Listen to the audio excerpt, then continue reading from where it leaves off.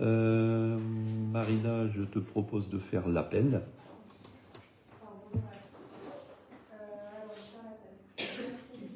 Présent. Journée Carle. Présent. Garcia Mélie. Présente. Charles et Vincent. Présent. Soupière Marie. Présent. Descartes Mathieu. Présent. Bonat Alain. Présent. Choquet Jocelyne. Présente. Arvan Marius. Présent. Bernard Ariel. Présent. Jacquemin Olivier. Présent. Kuchara Moussakina. Présent.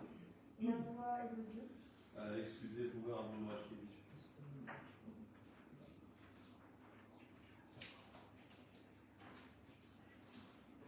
Mini Jean Bernard. Présent. Rodriguez Marie. Présent. Thierry Jean-Yves. Présent. David Chantal. Présent. Et Bogotier Isabelle. Et Dufour Joël. Merci Marina pour l'appel. Donc le quorum est largement atteint. J'aurais besoin, comme chaque séance, d'un ou d'une secrétaire qui est volontaire. Ok, Mélie, merci. Bien, avant même de commencer notre conseil, je vous propose de rajouter à l'ordre du jour un point dans la dernière partie concernant la désignation des représentants de la commune à la commission locale de l'évaluation des transferts de charges, autrement dit la CLECT. Qui est contre cette proposition de rajout? Qui s'abstient? Ok, merci. Donc ça fera partie du point 3.2 de notre conseil. Bon, vous avez tous été destinataires de du compte-rendu du conseil précédent. Est-ce qu'il y a des remarques particulières le concernant?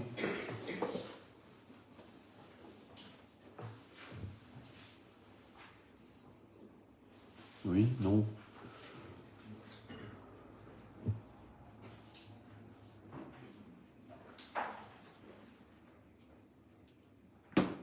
Pas de remarques particulières concernant le compte-rendu du conseil municipal? Ok, donc s'il n'y a pas de remarques, on va le mettre au vote. Qui est contre? Qui s'abstient? Bien, donc à l'unanimité. Eh bien, il ne me reste plus qu'à entamer l'ordre du jour par le premier point. Alors, je vais reprendre le premier.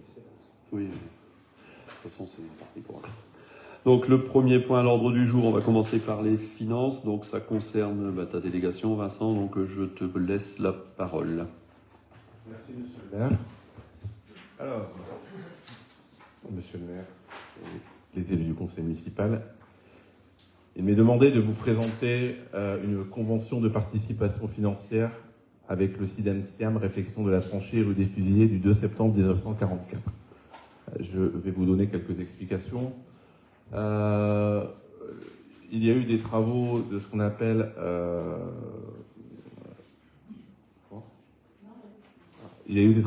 l'assainissement dans la rue des Fusillés, pour ceux qui y habitent pas trop loin. Donc c'est le SIDENSIAN qui est intervenu, alias Nouriad. Et ils ont dû faire des tranchées en trottoir, forcément, afin de pouvoir améliorer l'assainissement de ce quartier des Fusillés. Forcément, quand on fait ce genre de travaux, surtout là-bas, c'était très compliqué puisque vous connaissez l'état de la rue des Fusillés. Il y a eu énormément de dégradation en chaussée.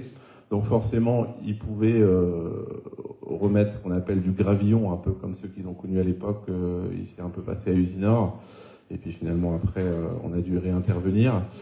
Donc on avait pris à l'époque la décision de ne pas remettre juste des gravillons, mais pour ce quartier un peu à l'écart d'Olchin, de pouvoir refaire correctement leur trottoir, améliorer leur cadre de vie et améliorer aussi leur stationnement.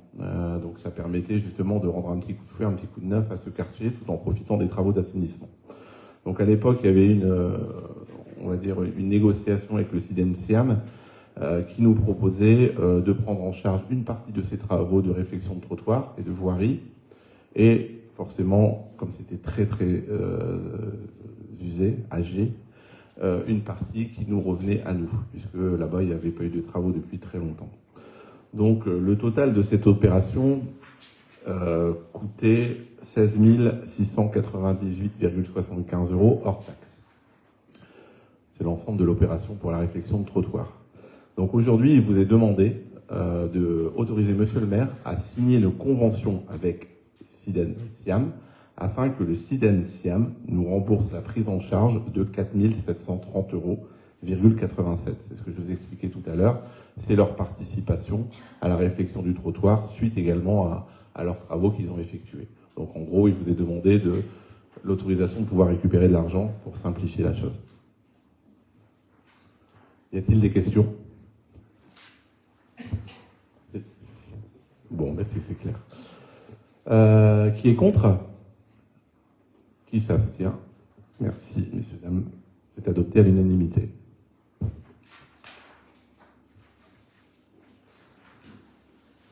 Je vais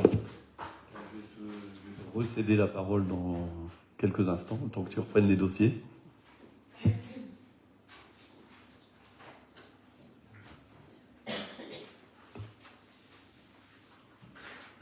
Alors, le point suivant est également, fait partie également de ma délégation en tant qu'adjoint au personnel.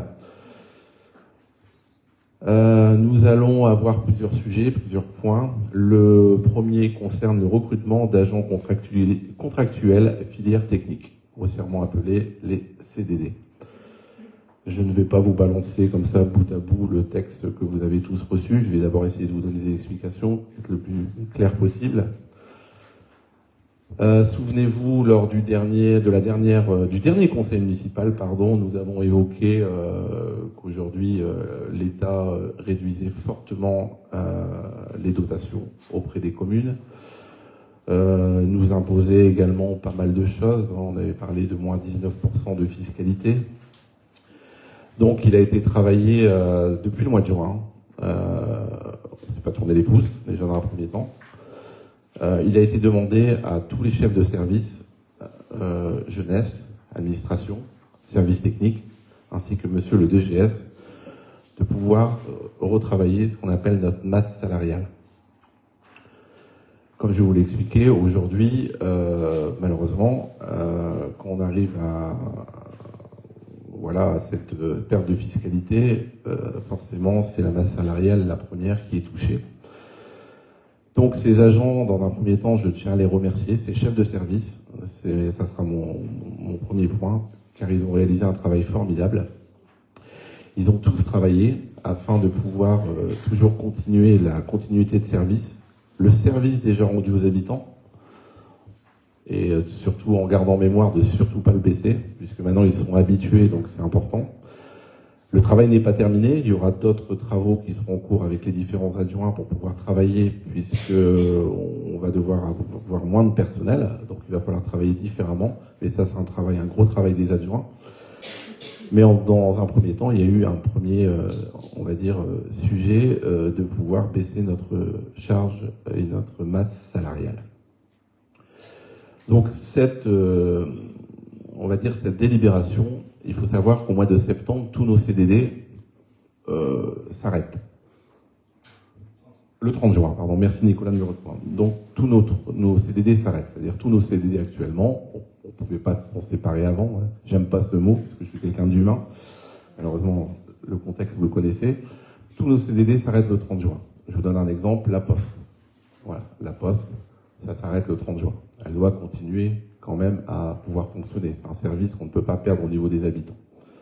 Donc en fait, cette convention, comme tous nos CDD s'arrêtent au 30 juin, il est demandé à vous, messieurs les élus, de pouvoir reprendre par la suite des nouveaux CDD, tout en gardant l'esprit, bien sûr, et je le rappelle, que nous devons baisser notre masse salariale. Donc c'est ce que je vais vous donner des chiffres quand même, c'est ce que nous avons établi. Mais on est obligé quand même de recruter des CDD. L'exemple de la Poste, c'est l'exemple qui parlera à tout le monde. On ne peut pas laisser la Poste sans emploi, ça ne fonctionnerait pas. Et c'est un service public. Alors je vais quand même vous donner quelques chiffres pour saluer le travail de nos chefs de service. Il faut savoir que jusqu'au 30 juin, alors j'ai parlé pour la filière technique et puis je vais me faire aider par Amélie. Tu vas prendre la filière, est-ce que tu as pour la filière animation? Oui? Oui, tout à fait. Donc je vais quand même vous donner, afin qu'on mette bien des chiffres en face. Moi j'ai parlé de la filière technique puisque je suis adjoint aux travaux. Il faut savoir que jusqu'au 30 juin, on a 6,42 temps plein équivalent. En gros, ça fait 225 heures de CDD. Au 30 juin, grâce au travail remarquable de Sébastien, il est en train de restructurer ses services au maximum et gagner en efficacité, en productivité. Ça ne sera pas facile, il y a encore beaucoup de choses à améliorer. On va passer à 2 ETP, soit environ 70 heures. C'est juste pour que vous voyez un peu l'écart. Pour la filière administrative, comme vous le savez aujourd'hui, je pense qu'on est arrivé à nos limites. Ils ont déjà doublé les postes, c'est-à-dire que l'état civil, on peut très bien passer à l'accueil, etc., etc. Je pense qu'on ne peut pas toucher à la filière administrative.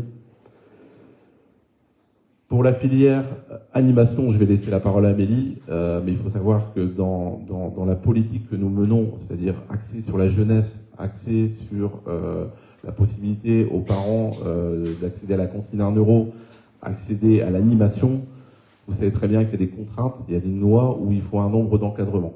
Mais pour autant, je tiens à saluer le travail remarquable de Simon, parce que je dis que c'était du boulot, et je vais laisser la parole à Amélie pour vous donner les chiffres. Alors en fait, au niveau de la jeunesse, jusqu'au 30 juin, nous sommes à 226 heures. Et à partir de septembre, on baissera à 149 heures en essayant de garder au mieux, forcément, effectivement, l'encadrement. Je ne vous rappelle pas qu'on est toujours avec la CAF, donc on a des contraintes, effectivement. Et c'est aussi pour le bien-être des enfants et l'encadrement en sécurité. Merci Amélie. Donc, je voulais évoquer ces points-là avec vous. C'est toujours revenir un petit peu ce qu'on a évoqué au mois de juin. Voilà, ça représente 2,2 ETP en moins. C'est toujours dans mon rôle de vous sensibiliser en tant qu'adjoint en finance, en tant que finalement vous m'avez attribué le fait de garder ces finances publiques, de pouvoir continuer surtout à être attaché à notre service public, parce que notre service public finalement est très fort ici à Olchin. Et donc une nouvelle fois, je tiens à féliciter les chefs de service et monsieur le DGS pour leur travail remarquable, parce que je peux vous dire que c'était pas évident. Donc voilà, on va voter justement pour renouveler ces futurs CDD, parce qu'on va être obligé d'en reprendre, je vais vous l'expliquer. Et donc il vous est demandé aujourd'hui de voter. Le premier point, c'est concernant le recrutement d'agents contractuels techniques. Avant, peut-être, excusez-moi, j'ai demandé s'il y a des questions. Veuillez m'excuser. Y a-t-il des questions? Eh bien, s'il n'y a pas de questions, c'est qu'il me semble que j'ai été très clair. Je vous en prie. Concernant les ressources humaines, recrutement des agents contractuels, filière animation. Oui. Je vois article 1, le maire est autorisé à recruter des agents contractuels pour des emplois rejoindre la filière technique. Animation technique. Alors, c'est une coquille. Et merci de nous l'avoir fait remonter. De rien, monsieur. Avec plaisir, monsieur Perry. On va la corriger. Merci pour votre vigilance. Donc, hormis cette coquille, y a-t-il d'autres questions?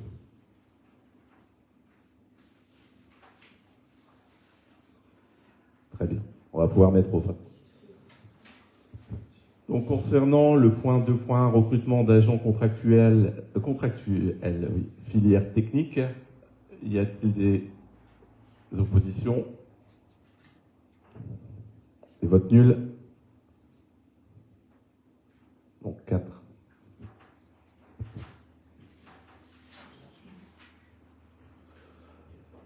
On a parlé de la filière animation. Pareil, je vais vous demander de pouvoir voter concernant le recrutement d'agents contractuels filière animation.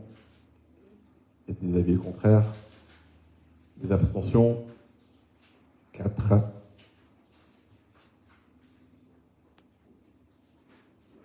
Merci, mesdames, messieurs. Ah oui, la filière administrative, oui, pardon. Mais même si on n'aura pas,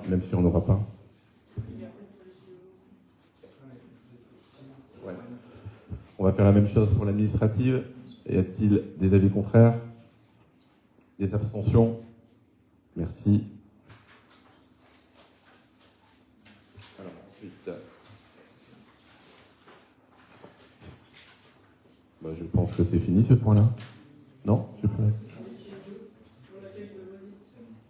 Ah oui, bah c'est à toi là. Ok.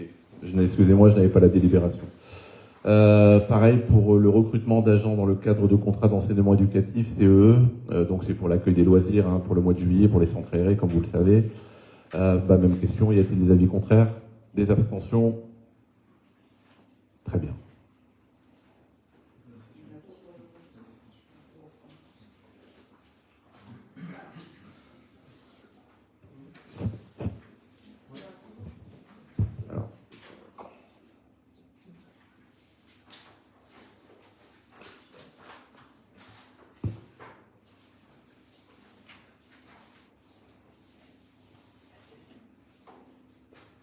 Alors, je suis à vous, je rends juste mes papiers et le point suivant doit encore être pour moi. Oui. Okay. Alors, le point suivant, c'est de l'administration générale. Je vais quand même essayer de vous donner le maximum d'informations. N'hésitez pas à me poser des questions. Ça concerne la constitution de la commission communale des impôts directs. Non? Je l'ai pas, Nicolas. Ah oui. Non, je l'ai pas. Excusez-moi, j'avais pas les bons papiers. Je les avais mis sur la table d'Amélie. Veuillez m'excuser. En plus, c'est important. Alors, le point suivant, ça concerne la création d'un poste de technicien principal de 2e classe.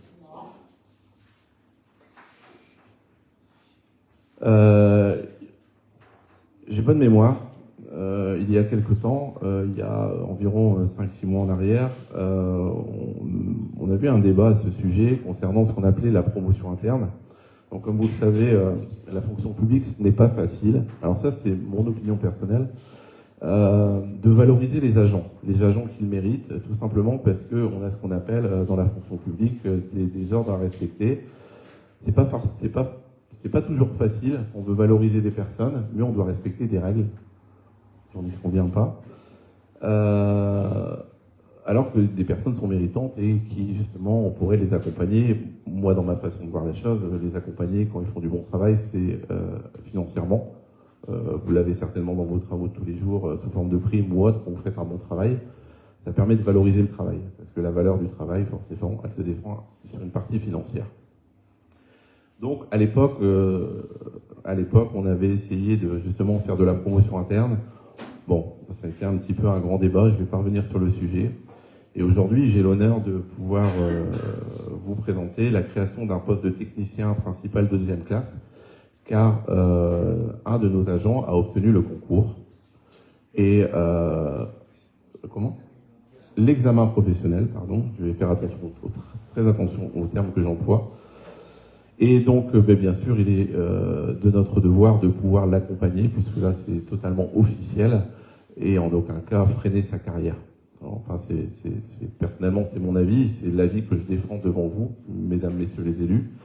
Donc, il vous est demandé de pouvoir voter sur la création d'un poste de technicien principal de 2e classe, et de pouvoir le nommer, tout simplement.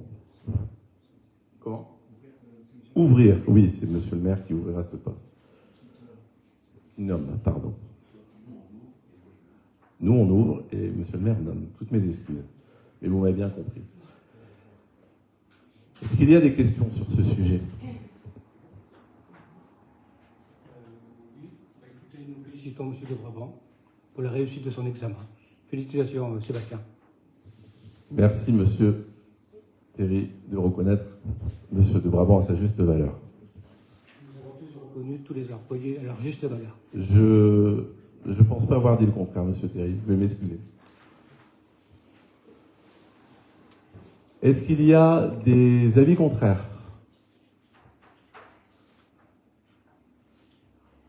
Des abstentions ? Merci, c'est adopté à l'unanimité.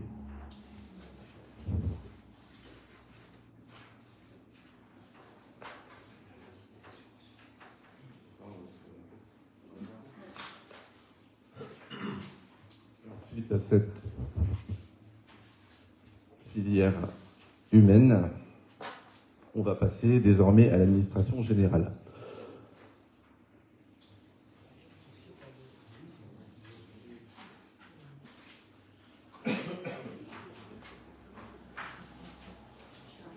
Non, je cherche mes papiers, j'ai préparé tous mes papiers. Le problème, c'est que j'en ai tellement sur mes doigts. Non, c'est pas la liste que je cherche. C'est pas grave, je vais la faire au feeling. Alors, nous allons voter pour la constitution d'une commission de ce qu'on appelle communale des impôts directs, la CCID. Alors, je vais essayer de vous expliquer en quoi concerne cette commission. Cette commission, en fait, il est demandé, donc par les impôts, de pouvoir nommer des Aulchinois de diverses origines, de divers statuts sociaux, avec des différents métiers, afin d'être, entre guillemets, les yeux et les oreilles des impôts, pour pouvoir, par exemple, leur remonter des informations sur toutes les taxes qu'on pourra avoir sur la commune, sur les impôts, sur par exemple les parcelles également, tout ce qui est valeur locative, enfin tout ce qui concerne les impôts. C'est une commission qui est à la fois très très technique, et aujourd'hui les impôts en ont besoin, parce que les impôts quelque part ils sont à Bercy, mais ils ont besoin d'avoir un retour de terrain. Et pour ça, on a qui de mieux que de nommer des représentants d'Aulchin, donc qu'ils soient élus ou non élus, afin de permettre de solliciter cette commission et de pouvoir échanger avec des commissaires au niveau des impôts, c'est-à-dire sur la situation, on va dire, des taxes ici sur Aulchin. Et ça permet pour eux d'avoir une base de travail, d'avoir déjà une écoute, ou pas, je ne sais pas, et qui permet ensuite de définir la future politique des taxes ici sur la commune ou autre. Pour cela, nous allons vous proposer une liste... comment ? Elle est sur la table. Écoutez, la liste est sur la table. Nous vous avons proposé une liste de 32 personnes qui, pour nous, nous semble la plus éclectique possible, c'est-à-dire qu'elle doit représenter globalement l'ensemble de nos habitants. Il faut savoir que cette commission peut se réunir une fois par an. Tout le monde n'est pas appelé déjà. Et ça permettra justement, en cas d'appel, de pouvoir dialoguer, échanger, discuter sur ces impositions ici sur la commune et de remonter les informations. Donc vous avez l'ensemble de la liste sur la table. Je vous demande de la regarder. Et on souhaite pouvoir la proposer. Il faut savoir que l'administration fiscale va désigner parmi la liste des 32 personnalités 8 commissaires titulaires et 8 commissaires suppléants. Donc ce sont les services de l'administration fiscale qui feront le choix. Donc, parmi les propositions que nous on va leur soumettre. En gros, pour conclure, ça participe au maintien de l'équité fiscale, tout simplement. Voilà. D'où une commission différente avec des personnes totalement différentes, mais ça permet d'avoir vraiment une globalité.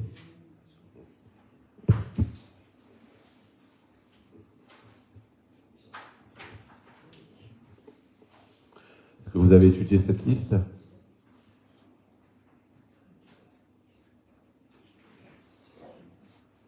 Ben, je vais te la rendre. Est-ce qu'il y a des questions ? Je vous en prie, madame. J'aimerais savoir comment a-t-elle été constituée et surtout l'ordre qui a été choisi. Merci. Alors, elle a été constituée, comme je vais vous répondre à votre question, mais je l'ai dit au préalable, pour que cette commission soit la plus juste et la plus, on va dire, éclectique possible. Elle doit pouvoir reprendre toutes les personnes, en fait, une liste qui représente globalement tous les Aulchinois. Donc, on peut avoir des chefs d'entreprise, on peut avoir des personnes ouvriers. Ça, merci, ça, on a bien compris. Alors, non, mais moi, j'aime bien être précis quand vous me posez une question. Non, je la pense que je réponds. question, c'est dans quel ordre qui a été choisi. C'est Alors, pas le fait de mettre le numéro 1. Pourquoi il est au numéro 1 il n'y a pas... Monsieur le maire vous a répondu également. Il y a... De toute façon, c'est la direction des finances publiques qui décide et qui prendra 8 personnes au hasard, dans tous les cas. Il n'y a pas forcément d'ordre, c'est pas parce que le numéro 1, c'est pas parce qu'on est numéro 1 que ça va être forcément le numéro 1 qui va être pris. Alors, pour compléter l'information, tout simplement, dans la délibération, là, le nombre apparaît devant les différentes personnalités, simplement pour qu'on puisse vérifier qu'il y avait bel et bien les 32 personnalités.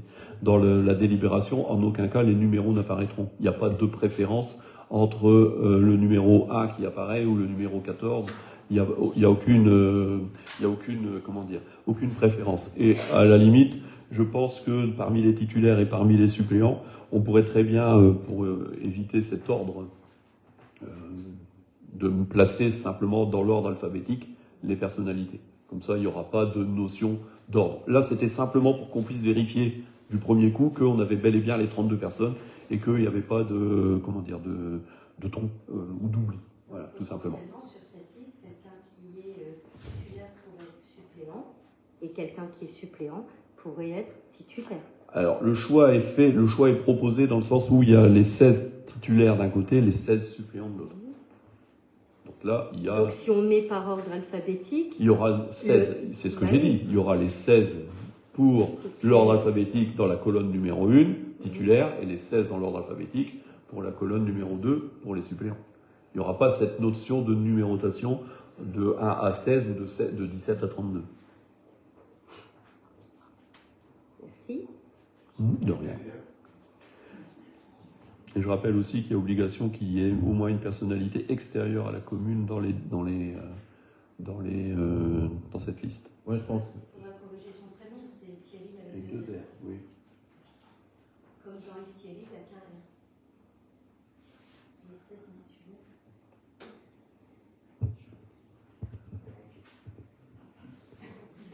Est-ce qu'on a répondu à votre question, madame ?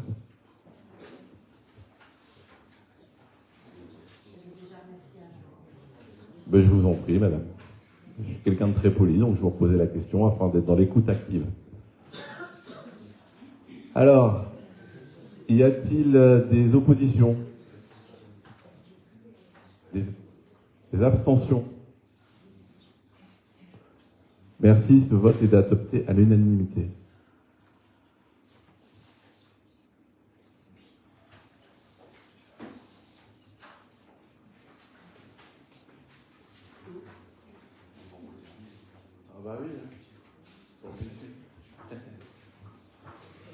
Alors, le prochain point, pareil, je vais essayer de... Alors, je rentre pas trop dans les détails techniques, j'essaye toujours de pouvoir que ça soit le plus clair possible et que vous compreniez au maximum.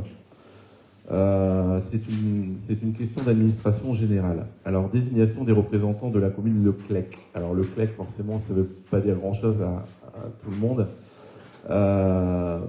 C'est ce qu'on appelle le transfert de charge au niveau de la CAPH. Il y a un exemple que je vais vous donner, qui est le plus flagrant. Il y a 20 ans de ça, par exemple, sur la taxe des ordures ménagères. Ça avait été décidé dans cette commission CLEC, proposé et ensuite voté à la CAPH. Donc cette commission, elle est vraiment très importante. Elle décide non pas seulement la durée d'un mandat, mais elle peut durer jusqu'à 20 ans, une décision qui est prise dans ce CLEC, qui est proposée ensuite à la CAPH. Donc elle fait des propositions sur ce qu'on appelle le transfert de charge. Forcément, j'ai pris la taxe des ordures ménagères parce que c'est la plus connue, avec ce qui s'est passé avec Saint-Amand-les-Eaux, notamment, qui ne payait pas justement cette taxe des ordures ménagères, je tiens à le rappeler. Donc c'est vraiment une commission qui est très importante sur ce qu'on appelle le transfert de charge. Donc on peut parler, par exemple, on peut décider au niveau de l'eau, Noréade, combien il redistribue, etc., combien la CAPH prend en charge. C'est toute cette notion-là financière qui impacte nos vies de tous les jours, autant au niveau financier qu'au niveau, par la suite, le futur des communes et comment cela va s'organiser.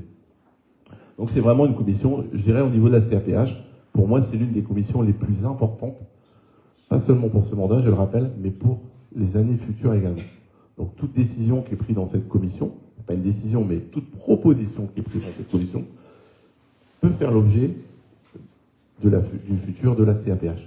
Donc c'est vraiment quelque chose de très important et qui vous impacterait directement. En gros, voilà un petit peu en quoi constitue le CLEC. Donc il vous est demandé pour le CLEC de voter pour vos 2 représentants. Les 2 représentants, je vais vous les donner. Pour moi, oui, Non. Cette commission est tellement importante que seul le maire peut la représenter pour moi, puisque c'est lui qui est quand même en charge de l'administration de la commune et des décisions qui sont prises au sein de la TAPH. C'est notre premier représentant. Donc, il vous est demandé de pouvoir voter pour cette commission, pour vos représentants de cette commission, c'est-à-dire Monsieur le maire en tant que titulaire et moi-même en tant que suppléant.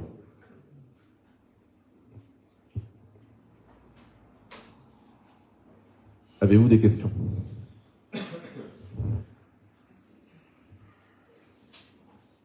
Est-ce qu'il y a d'autres candidats également?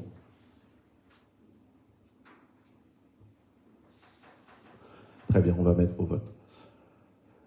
Y a-t-il des... Oui. Oui, bah, je vais le mettre au vote alors. Alors, d'abord pour Monsieur le maire. Y a-t-il des oppositions? Des abstentions? Merci.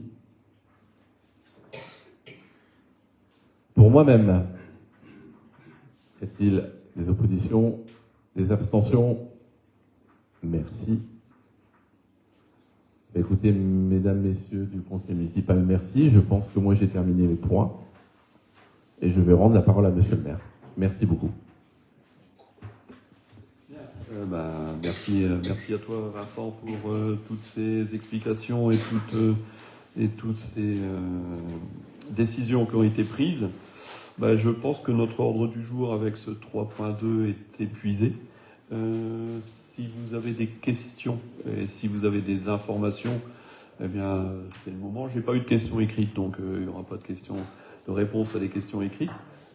Si vous avez des informations particulières, les adjoints, les élus, moi j'en aurai une ou deux à vous donner en fin de séance. Qui commence? Oui. Information importante concernant les travaux.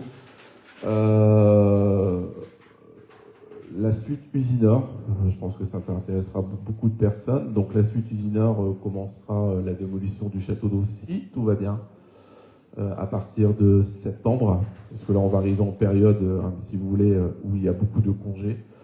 Donc on va entamer la dernière phase de la cité Usinor, c'est-à-dire la démolition du château d'eau, qui va enfin tomber. Après quelques années où il a fleuri le beau paysage d'Olchin. Et ensuite, dès que le château d'eau sera tombé, forcément, derrière, l'entreprise Jean Lefebvre finira le travail de restauration des voiries et des trottoirs. Donc, pour moi, tout sera terminé, bien évidemment, avant la fin de l'année, ce qui permettra d'avoir terminé complètement ce quartier et d'avoir réalisé le projet sur cette grosse opération du quartier Usinor, qui a demandé beaucoup d'heures de travail, beaucoup d'heures d'écoute également, puisqu'il y a eu énormément à l'époque de réunions. Et puis j'espère vraiment que les habitants pourront de nouveau profiter pleinement de leur quartier et d'en être fiers. Voilà.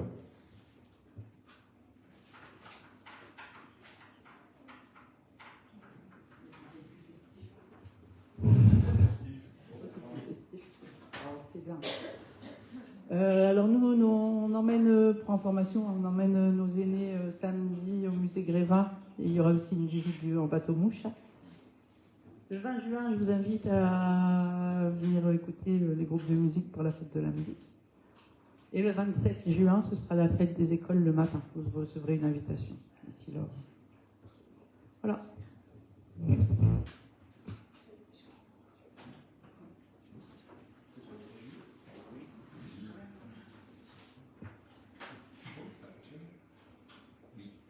C'est vrai qu'on va vite y arriver, c'est le 13 juillet, donc le 13 juillet se prépare.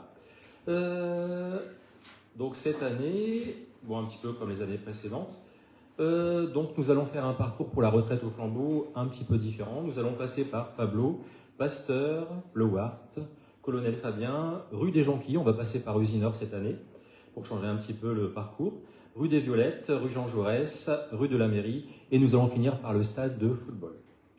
Donc le 13 juillet 19h, donc ce sera le dîner musical Donc, la buvette et la restauration sera tenue par Holchandens, suite à un appel à candidature par les associations et par Mathieu Bécard.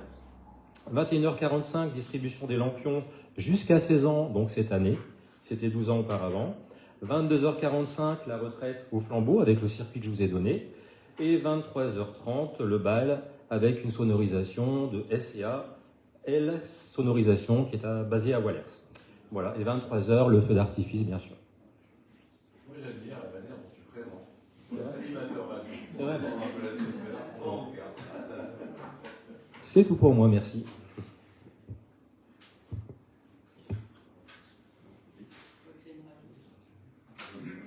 D'autres informations, partage. Oui, non? Bien.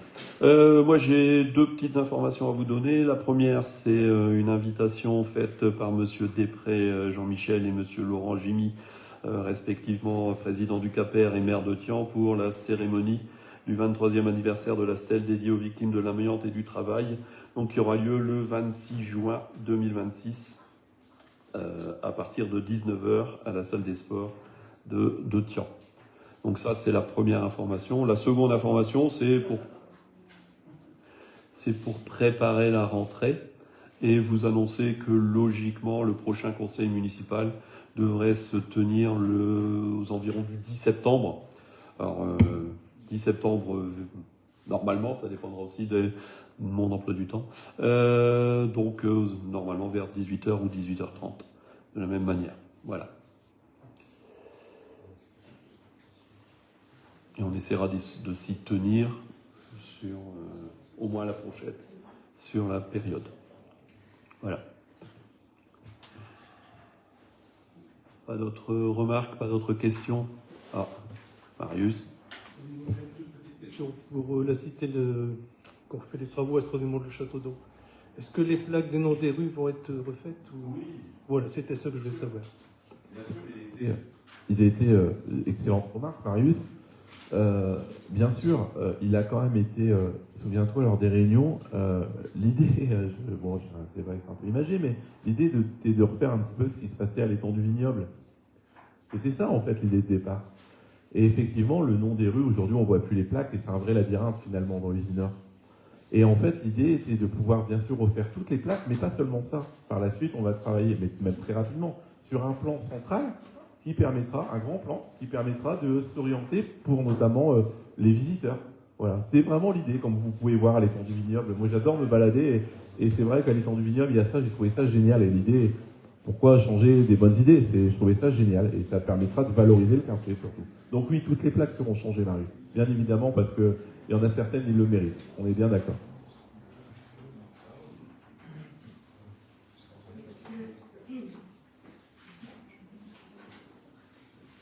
Bien, s'il n'y a pas d'autres questions ni d'autres remarques, je vais lever la séance. Voilà. Bonne soirée à tous et à toutes. Et puis, à très bientôt.